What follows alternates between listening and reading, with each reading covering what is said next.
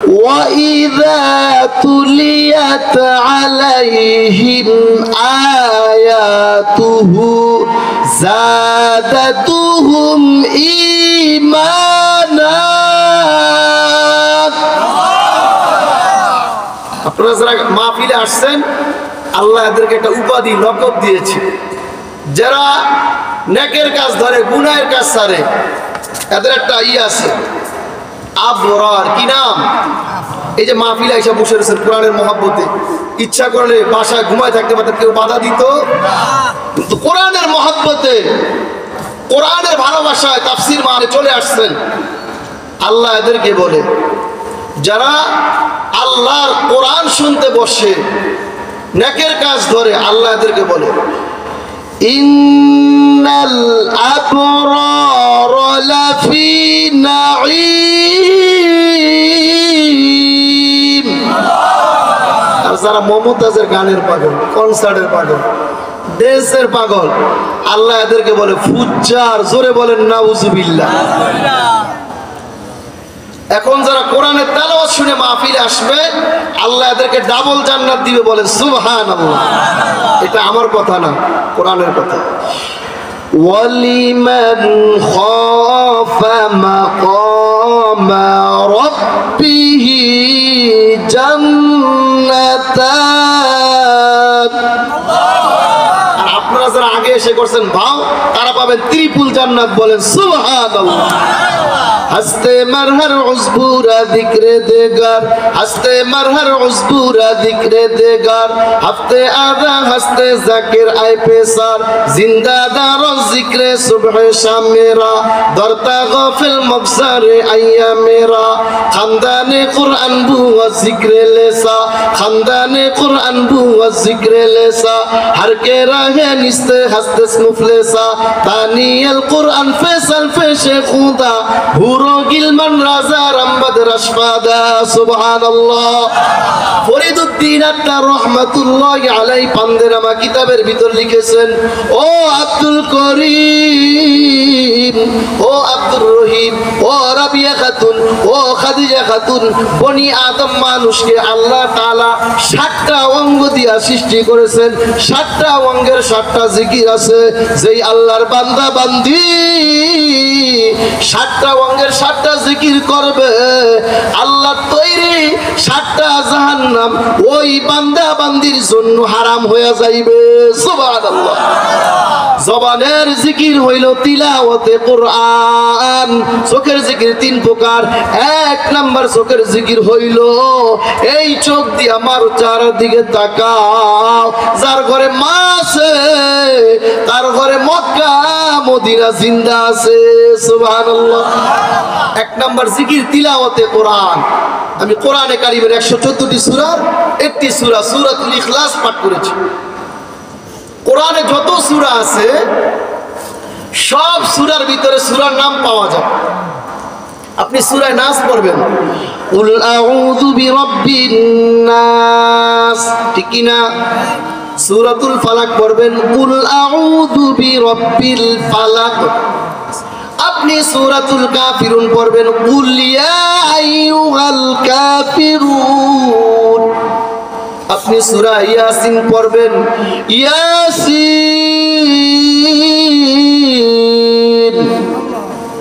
আপনি সূরা রহমান পড়বেন, আর রহমান।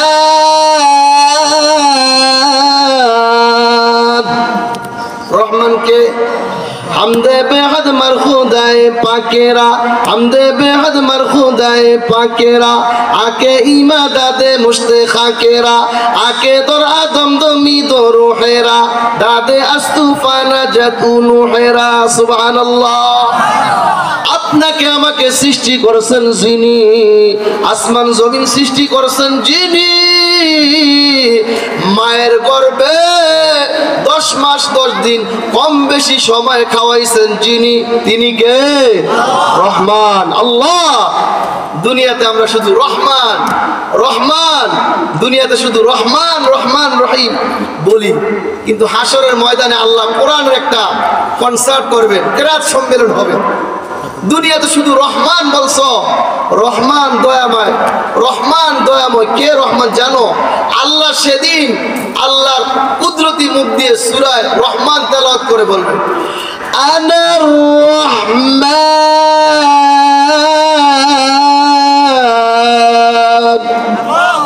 আল্লাহ বলবেন, বান্দা দুনিয়াতে বলছো রহমান রহমান রহমান বলছো, কে রহমান জানো? আনা, আরবিতে বলে আনা মানে আমি। সৌদি আরব যারা আরবি ভাষা জানেন, আনার রহমান, আমি সেই রহমান, আমি সেই দয়াময়। আল্লাহ বলেন সুবহানাল্লাহ। কোরআনে কারিমে যত সূরা আছে, সূরার নামটা সূরার ভিতরে পাওয়া যায়, কিন্তু সূরাতুল ইখলাস এমন একটি সূরা, সূরার নাম সূরার ভিতরে নাই। বাবাজিরা, সময় খুব কম, অল্প সময়ের ভিতরে জান্নাত 8টা, আমি 8টা ফজিলত বলবো। সময়ের ভিতরে 8টা ফজিলত নিয়ে আমরা বাড়িতে যাব। ওয়াজে আসলাম, শুধু কানসুক হলো, ওয়াজটা ভালো হয়েছে, হুজুরের সুরসার, অমক বক্তার কণ্ঠ ভালো ছিল, কান দিয়েছে, হাসাইছে ইত্যাদি। যাই হোক, এটা যেন না হয়। আমাদের ওয়াজের উদ্দেশ্য মাহফিল কমিটি, এলাকাবাসীর সর্বাত্মক সহযোগিতা, চেষ্টা, মেহনত সফল হবে যখন আপনি এই ওয়াজ থেকে একটা আমল জিন্দেগিতে ফিট করবেন। জোরে বলেন ঠিক কি না? আপনারাও সার্থক হবেন, মাহফিল কমিটিও এলাকাবাসীও সার্থক হবে। আর না হয় জন্মের পর থেকে রমজান আসছে, লাইলাতুল কদর আসতেছে, কুরবানি আসতেছে, হজ আসতেছে, মাহফিল প্রতি বছর হইতেছে, 18তম বার্ষিক মাহফিল হইতেছে, কিন্তু আমরা যেই সেই রইলাম, কোনো লাভ হবে না। জোরে বলেন ঠিক কি না? যাই হোক, সূরার নাম সূরার ভিতরে নাই, অর্থ মানি নির্ভেজাল, কোনো উদ্দেশ্য নাই, কোনো লোক দেখানো নাই। সূরার নাম সূরার ভিতরেই নাই, এটার উদ্দেশ্য মানে ইখলাস। আমার আমল, আমার রোজা, আমার নামাজ, আমার যাকাত, আমার কুরবানি, আমার হজ, আমার জিকির, আমার দান করা, আমার টুপি পরা, আমার পাঞ্জাবি পরা, আমার যা কিছু হবে কার জন্য? কার জন্য বাবারা? আমার বেঁচে থাকা, আমার মরে যাওয়া, আমার ব্যবসা করা, সব কিছু কার জন্য? উল ইন্না সলাতি ওয়া নুসুকি ওয়া মাহইয়ায়া ওয়া মামাতি ওয়া মামাতি লিল্লাহি রাব্বিল আলামিন। মুসলমানি বুয়াদ গরদান নিহাদান আইনানে খুদ বদস্তি খাজাদাদান গর্ব সুরত আদমি ইনসাবুদে আহমদ বু জাহলো হাম এক সাবুদে। এই জন্যে বাবাজিরা রমজান মাস তাকওয়া অর্জনের মাস, কোরআন নাজিলের মাস। বাবাজিরা কোরআন নিয়ে কথা বলবো, কোরআনের আমল দিয়ে যাব। এই জন্য দিলের কান দিয়ে আমলের নিয়তে শোনেন। কোরআন যেখানে লাগছে ওই জায়গাটা দামি হয়ে গেছে। কোরআন রমজান মাসে অবতীর্ণ হয়েছে, রমজান মাসটা বাকি 11 মাসের চাইতে দামি হয়ে গেছে। কোরআন লাইলাতুল কদর, ইন্না আনজালনাহু ফি লাইলাতিল কদর, আল্লাহ তাআলা লাইলাতুল কদরে কোরআন নাজিল করেছেন। লাইলাতুল কদর দামি হয়ে গেছে, জোরে বলেন ঠিক কি না? এজন্য 21, 23, 25, 27, 29 বেজর রজনীগুলো লাইলাতুল কদর তালাশ করো। লাইলাতুল কদরি খায়রুম মিন আলফি শাহর, 1000 মাসের চাইতে শ্রেষ্ঠ। সুবহানাল্লাহ। লাইলাতুল কদর 1000 মাসের চাইতে শ্রেষ্ঠ। রমজান মাসে কোরআন নাজিল হয়েছে, আল্লাহ রমজান মাসকে দামি করেছে।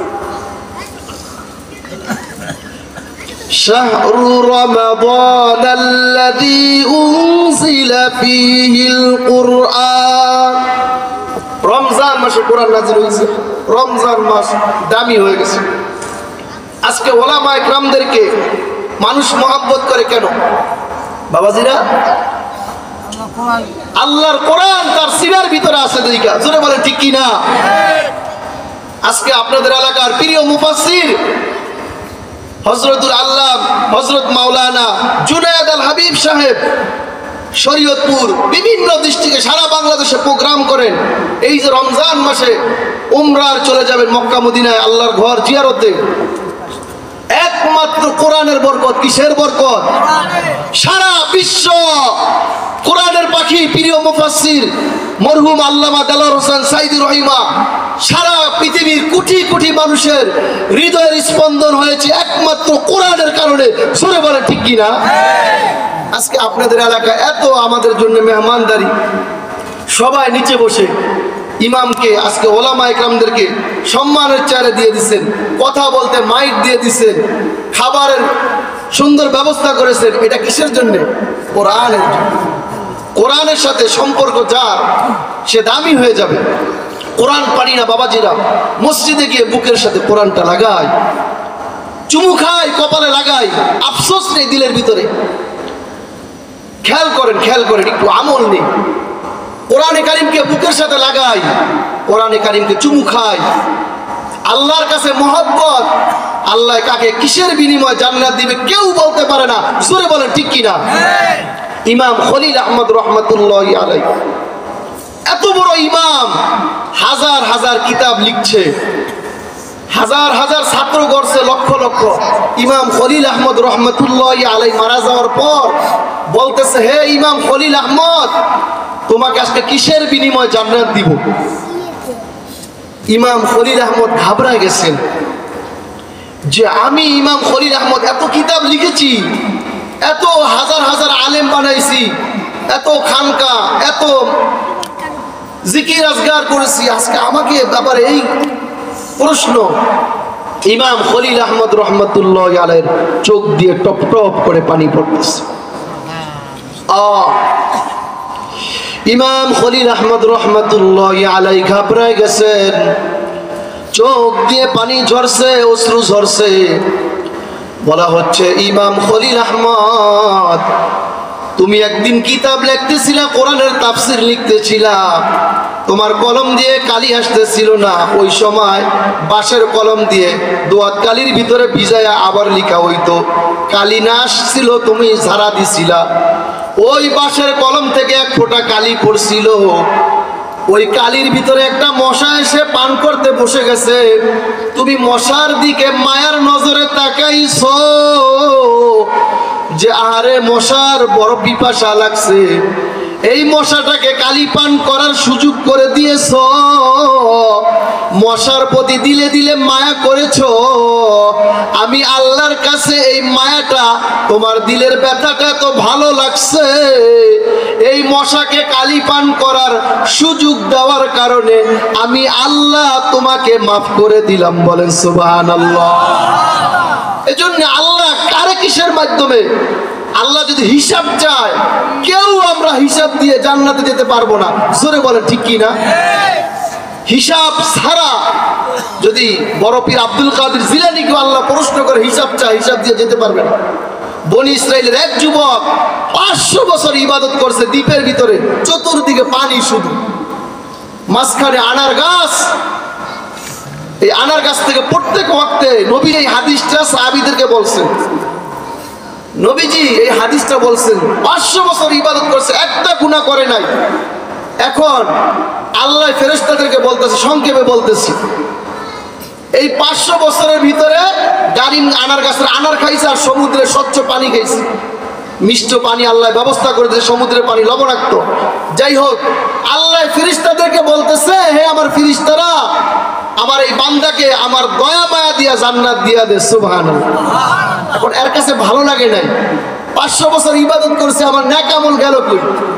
আল্লাহ আমারে দয়া মায়া দিয়া জান্নাত দিতেছে, এই কথা প্রশ্ন করছে। দ্বিতীয়বার আল্লাহ বলতেছে, হে আমার ফেরেশতারা, আমি আল্লাহর দয়া মায়া দিয়া জান্নাত দিয়া দে। ওর কাছে ভালো লাগে না। কিছু মানুষ আছে সোজা রাস্তা দেখাইলে ভালো লাগে না, কি বলে ঠিক কি না? যাই হোক, এবার তৃতীয়বার প্রশ্ন করার পর আল্লাহ বলেন, ফেরেশতারা, হাসরের ময়দান একটু কায়েম করে দেখা। এবার যখন আল্লাহ তাআলা আসমানকে, সূর্যকে মাথার মুঠো উপরে নিয়ে আসলেন, তখন পানির জন্য চিৎকার, রুনাজারি করতেছে, পানি পানি বলে চিৎকার করতেছে। ফেরেশতারা বলে এটা দুনিয়ার জমিন না, এখানে এক গ্লাস পানি পাইতে হইলে 500 বছরের ইবাদত দিতে হয়। সুবহানাল্লাহ। এখানে এমনি এমনি পানি দেওয়া যায় না। এখন বাঁচতেছে না, জিহ্বা বের হয়ে যেতেছে, কলিজা ছটফট করতেছে, আমার পানি দরকার। এবার বলে তাহলে আমার 250 বছরের ইবাদত নিয়ে আধা গ্লাস পানি দাও। আধা গ্লাস পানি খাওয়ার পর কিছুক্ষণ যেতে না যেতেই আবার শুরু হয়েছে পানির জন্য চিৎকার, আফসোস। এবার বলে বাকি 250 বছর ইবাদত নিয়ে আধা গ্লাস পানি দাও। নবীজি এই হাদিসটা সাহাবীদেরকে শুনাইছে। তাহলে 500 বছর ইবাদতের মূল্য কি? 1 গ্লাস। এজন্য বাবাজিরা, নেক আমল যত ছোট হোক ছাড়া যাবে না, গুনার কাজ যত ছোট হোক এটাকে ধরা যাবে না, এটাকে তুচ্ছ মনে করা যাবে না। গুনার কাজ ধরা যাবে না, নেকের কাজ ছাড়া যাবে না। জোরে বলে ঠিক কি না?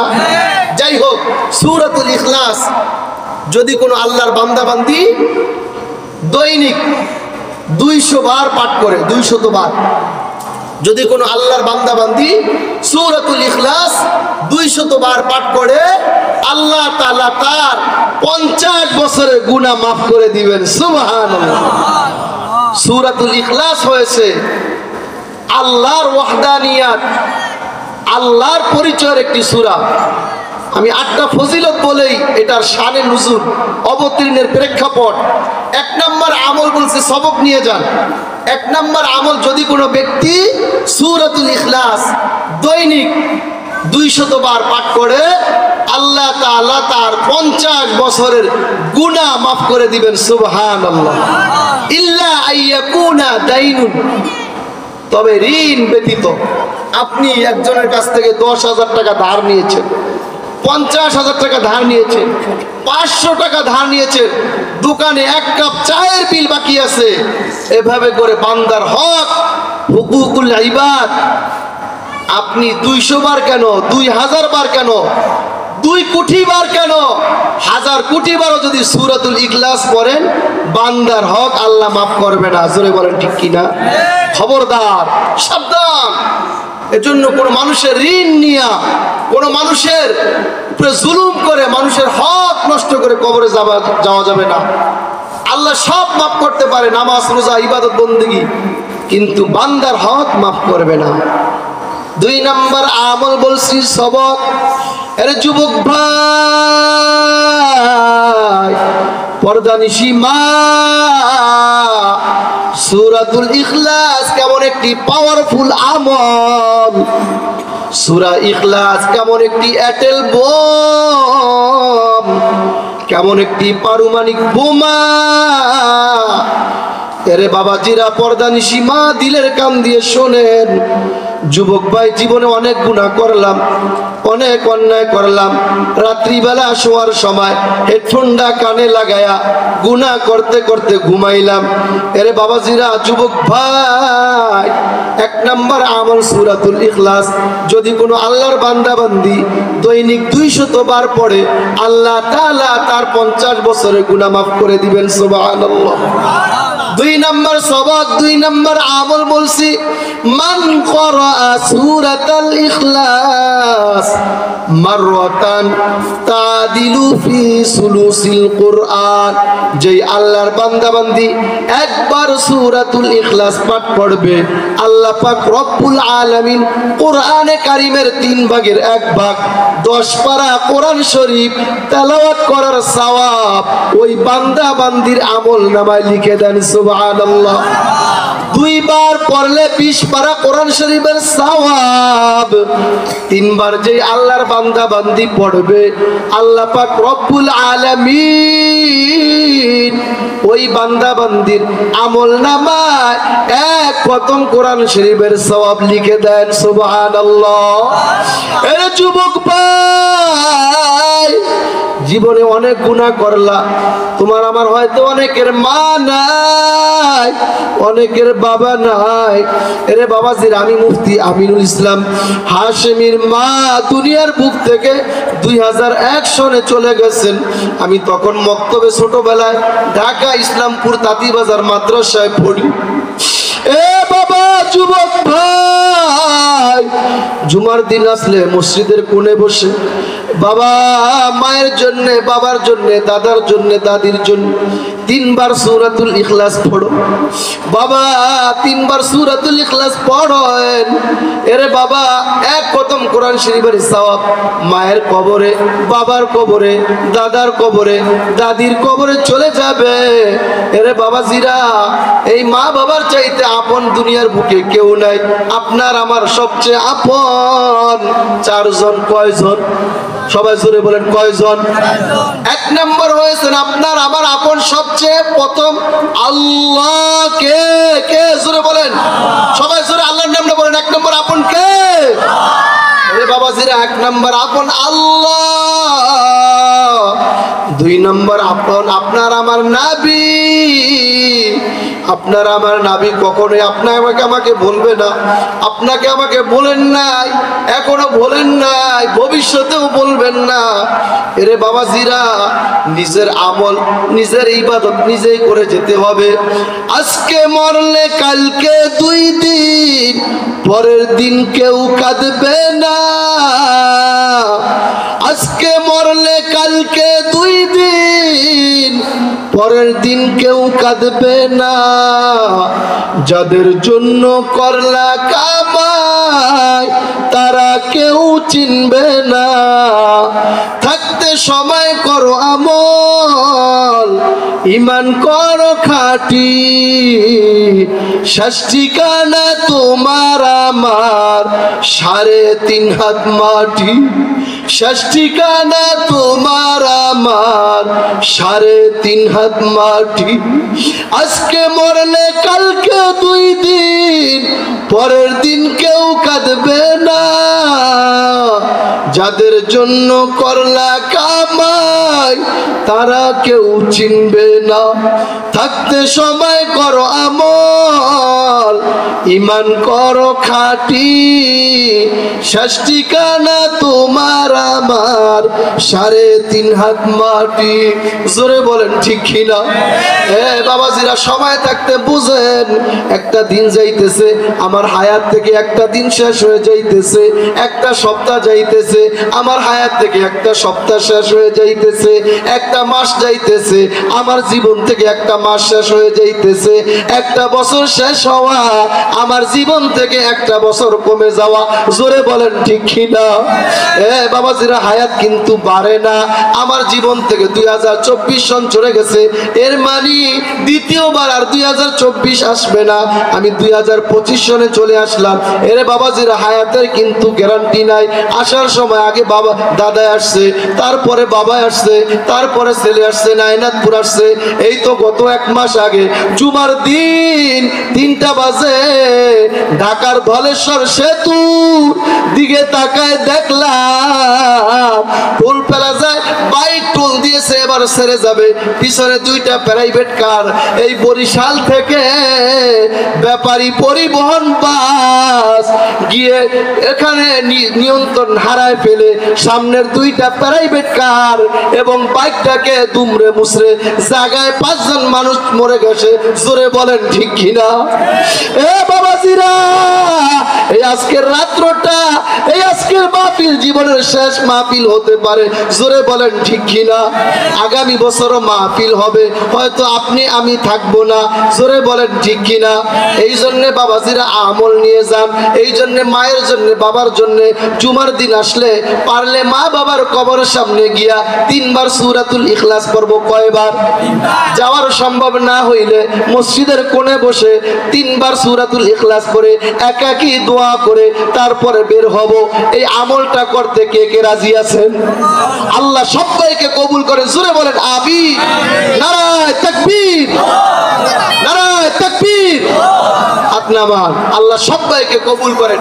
আরেকটা আমল, রাত্রিবেলা ঘুমায়া সূরাতুল ইখলাস 3 বার পড়বেন। কয় ঘন্টা লাগবে সময়? একবার নবীজি সাহাবীদেরকে বলতেছেন, হে সাহাবীরা, কে আসো রাত্রিবেলা 1000 কোরআন শরীফের আয়াত পড়ে ঘুমাইবা?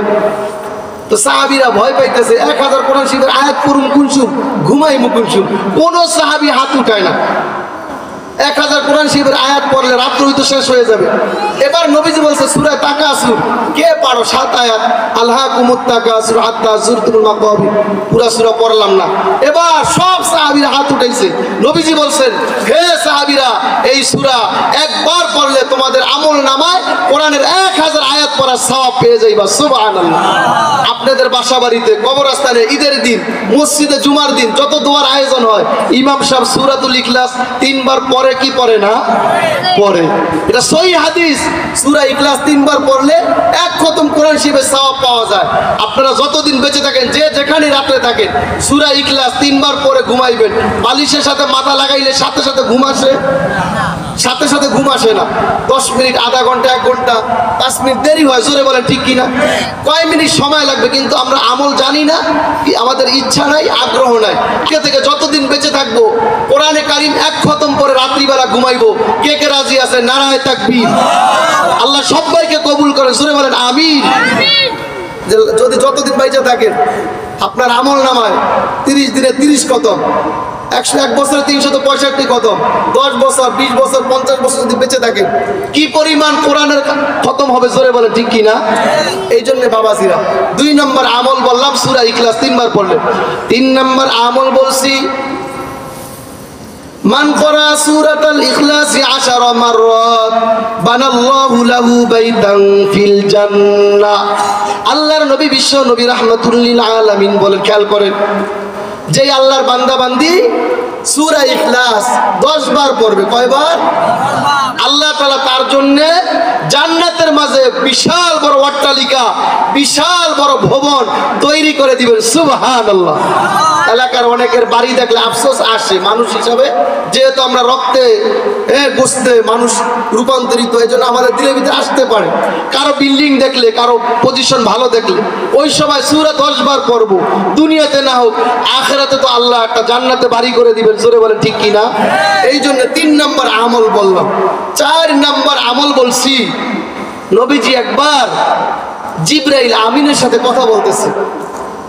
হঠাৎ করে নবীজির সাহাবী আবু যর গিফারি পাশ দিয়া যাইতেছে।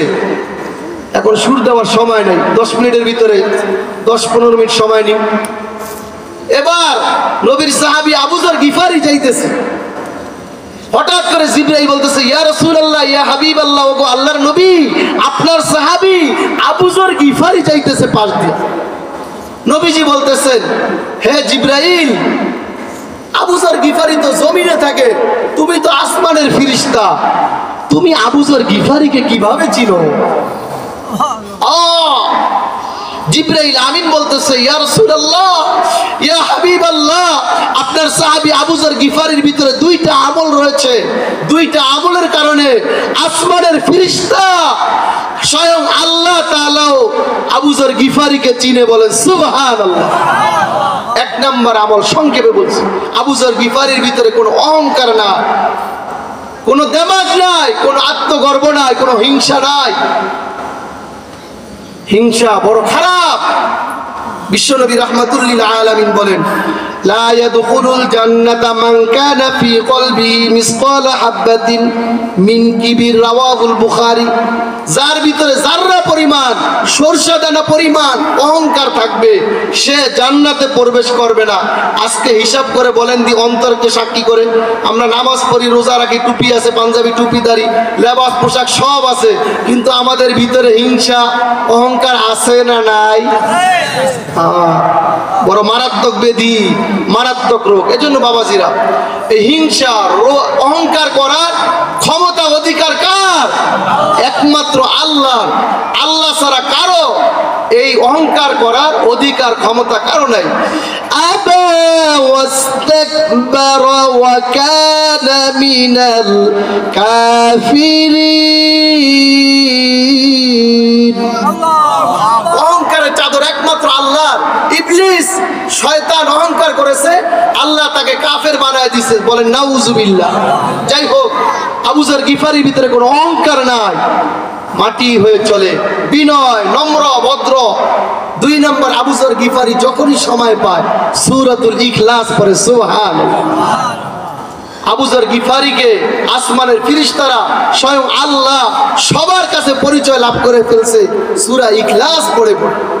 5 নাম্বার আমল বলছি, একবার নবীজি তাবুকের যুদ্ধে সাহাবীদেরকে নিয়ে বসে আছে। সকাল সকাল জিবরাইল আমিন চলে আসছেন।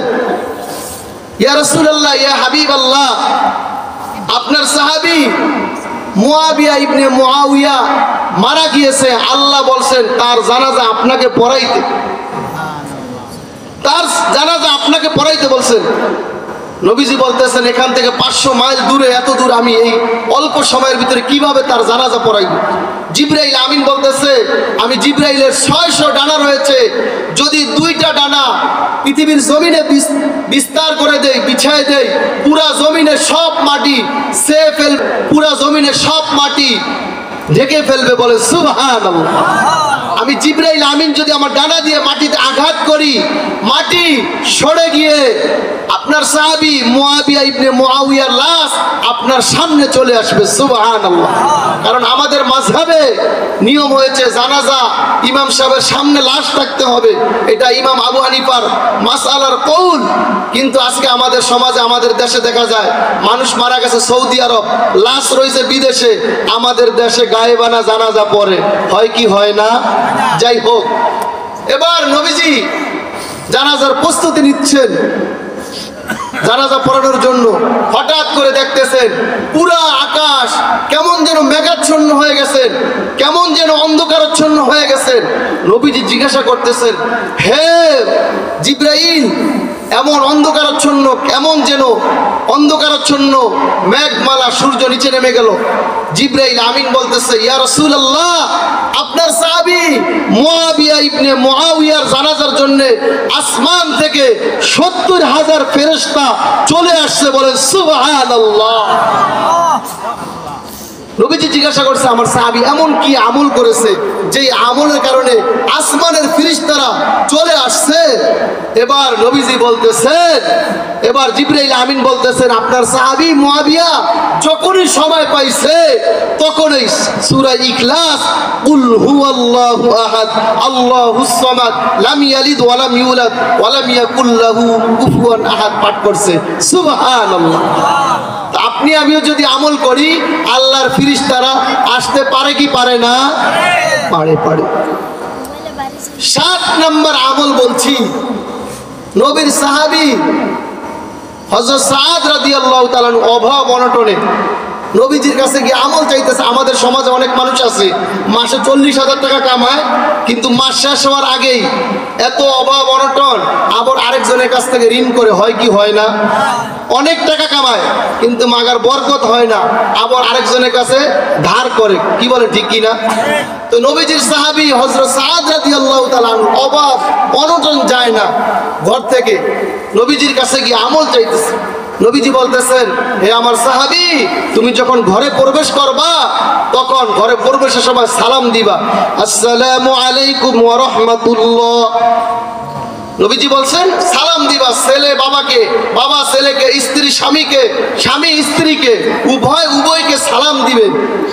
দ্বিতীয় নাম্বার, ঘরে প্রবেশের পর সূরাতুল ইখলাস একবার পাঠ করবে, দেখবা কয়দিন পর তোমার ঘরে কোনো অভাব অনটন থাকবে না।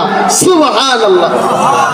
ঠিক সাহাবী নবীজির কথা 100% আমল করে কয়েকদিন যাওয়ার পর নবীজির দরবারে চলে আসছেন নবীর সাহাবী হযরত সাদ রাদিয়াল্লাহু তাআলা, এসে বলতেছেন, ইয়া রাসূলুল্লাহ, ইয়া হাবিবাল্লাহ, আমার ঘরে এত বরকত, এত রহমত বরকত উপটৌকন যে আমরা খেয়েও ছাড়াইতে পারি না, আশেপাশের গরিব মিসকিন আত্মীয় স্বজনকেও বিলাই। বলেন সুবহানাল্লাহ।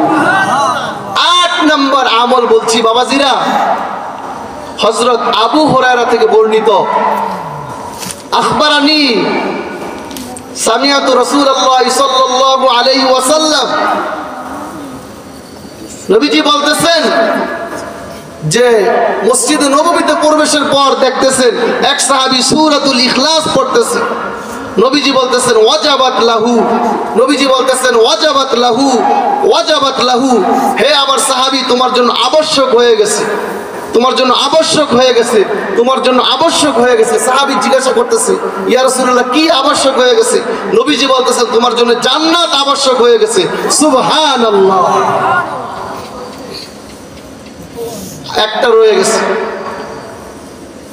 একবার নবীজি আনসারী সাহাবীদের মধ্যে এক সাহাবীকে জামাতের আমির বানায়া নবীজি পাঠাইলেন। ওই সাহাবী আমিরদেরকে নিয়ে দলবদ্ধ করে সবাইকে নিয়ে জামাতে নামাজ আদায় করে। যখনই নামাজ আদায় করে প্রত্যেক নামাজে সূরাতুল ইখলাস পড়ে। কি পড়ে? সূরাতুল ইখলাস পড়ে। যখনই যেই নামাজ পড়ে প্রত্যেক নামাজে সূরাতুল ইখলাস পড়ে। এখন মসজিদের সভাপতি হয়েছে আওয়ামী লীগ, সেক্রেটারি হয়েছে বিএনপি, ক্যাশিয়ার হয়েছে জাতীয় পার্টি। ইমাম সাহেব প্রত্যেক নামাজে সূরা ইখলাস পড়ায়। ইমাম সাহেব আসে ইখলাস লইয়া, আমরা কমিটি আছি ইমাম সাহেবকে খালাস করার লইয়া। কি বলে ঠিক কি না? যাই হোক, আমাদের যুগের বর্তমান সমাজের কমিটির মতো তারা কমিটি না। তারা ইমাম সাহেবকে বল প্রয়োগ করে নিয়ে অ্যাটাক করে নিয়ে তারা নবীজির কাছে চলে গেছে যে আপনার সাহাবী প্রত্যেক নামাজে সূরা ইখলাস পড়ায়, আমাদের মসজিদে যদি ইমাম সাহেব এক সূরা বারবার পড়ায় আমরা সমালোচনা ঝড় তুলবো কি তুলবো না? তুলবো। যাই হোক, এবার নবীজি বলছেন তাহলে সাহাবীকে ডাকটা নিয়ে আসো। সাহাবী বলতেছেন ইয়া রাসূলুল্লাহ। সাহাবীকে জিজ্ঞাসা করছে তুমি প্রত্যেক নামাজেই কেন এই সূরা পড়ো? সাহাবী বলতেছেন ইয়া রাসূলুল্লাহ, এটা আমার আল্লাহর পরিচয়ের সূরা, এটা আমার আল্লাহর বংশ নসব নামার সূরা, এটা তাওহীদের সূরা, এটা আল্লাহর একত্ববাদের সূরা। এই সূরার ভিতরে আমি আল্লাহর পরিচয় পাই, এই সূরার ভিতরে আল্লাহর বংশের নসব নামা পাই। আল্লাহ কারো থেকে জন্ম নেয় নাই, আল্লাহ কাউকে জন্ম দেয় নাই, আল্লাহ এক, আল্লাহ অমুখাপেক্ষী। আমি এজন্য এই সূরা ছাড়তে পারি না। নবীজি বলছেন সাহাবী তোমার জন্য জান্নাত আবশ্যক হয়ে গেছে। সুবহানাল্লাহ। এজন্য বাবাজিরা আজকে একটা আমল নিয়ে যান, সূরা ইখলাস সময় পাইলে পড়তে রাজি আছি না নাই? এজন্য সময় পাইলে সংক্ষেপে ছোট দুরূদ শরীফ সাল্লাল্লাহু আলাইহি ওয়াসাল্লাম একবার পড়বেন 10 বার রহমত নাজিল হবে। হাঁটতে চলতে আস্তাগফিরুল্লাহ আস্তাগফিরুল্লাহ, বাংলা অর্থ আল্লাহ আমাকে মাফ করে দেন। উঠতে নামতে খাইতে ঘুমাইতে আস্তাগফিরুল্লাহ, আল্লাহ আমাকে মাফ করে দেন। এই সূরাটা কেন নাজিল হয়েছে? মক্কার কাফের মুশরিকরা তারা 360টা খোদা মানে, কেউ 2টা খোদা মানে, কেউ 3টা খোদা মানে। ওদের কোনো খোদা রূপা দিয়া, কোনো খোদা লোহা দিয়া, কোনো খোদা মাটি দিয়া, কোনো খোদা বিভিন্ন কাঠ দিয়া বানানো। তো মক্কার কাফের মুশরিকরা নবীজিকে প্রশ্ন করছে আমাদের খোদা তো সোনা দিয়া, স্বর্ণ দিয়া, রূপা দিয়া, কাঠ দিয়া, মাটি দিয়া, খেরকুটা দিয়া, বিভিন্ন তামা দিয়া বানানো হয়, তোমার আল্লাহ কিসের তৈরি? এটা হচ্ছে এক বর্ণনা। আরেক বর্ণনা যে তোমার আল্লাহর বাবার নাম কি, দাদার নাম কি, তোমার আল্লাহর বংশ সিলসিলা কি। তখন আমার আল্লাহ তো সব দেখেন, জোরে বলেন ঠিক কিনা? আল্লাহ তাআলা সাথে সাথে জিবরাইল আমিনকে পাঠিয়ে দিলেন, হে ভাই জিবরাইল যাও যাও, জলদি করে যাও, আমার হাবিব আমার বন্ধুকে কাফের মুশরিকরা প্রশ্ন করে আটকাইতেছে, আমার হাবিবকে গিয়ে এই সূরাতুল ইখলাস পাঠ করে শোনায় দাও। কুল হুয়াল্লাহু আহাদ আল্লাহুস সামাদ লাম ইয়ালিদ ওয়া লাম